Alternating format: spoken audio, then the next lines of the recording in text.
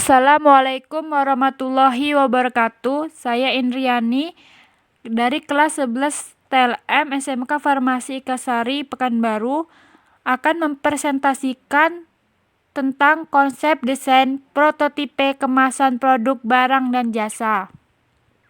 Konsep desain prototipe dan kemasan produk barang dan jasa. A. Pengertian prototipe produk.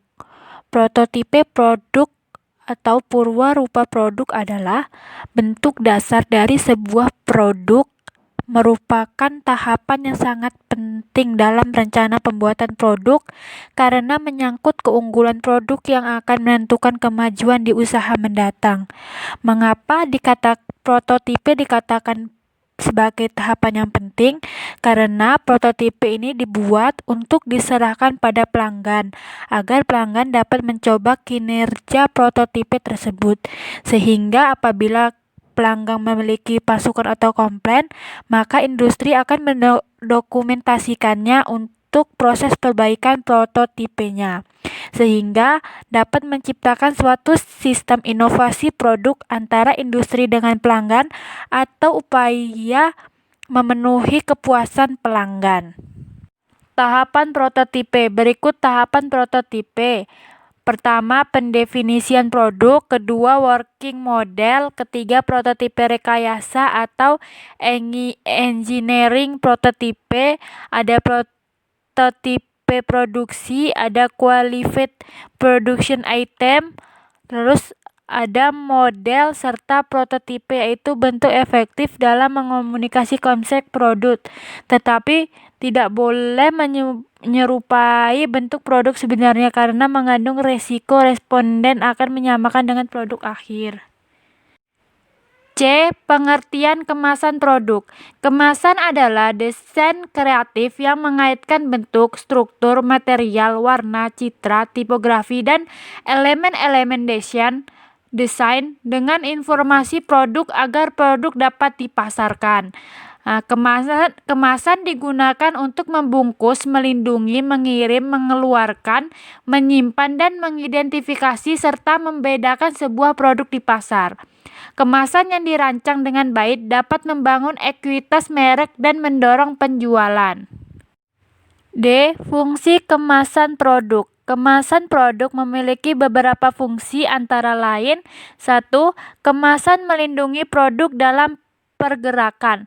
Salah satu fungsi dasar kemasan adalah untuk mengurangi terjadinya kehancuran, busuk, atau kehilangan melalui pencurian atau kesalahan penempatan. Dan yang kedua, kemasan memberikan cara yang menarik untuk menarik perhatian kepada sebuah produk dan memperkuat citra produk. Dan yang ketiga, kombinasi dari keduanya, marketing dan logistik, di mana kemasan menjual produk dengan menarik perhatian dan mengomunikasikannya. Itulah fungsi dari kemasan produk. E. Tujuan kemasan produk. Kemasan mempunyai beberapa tujuan, yaitu 1.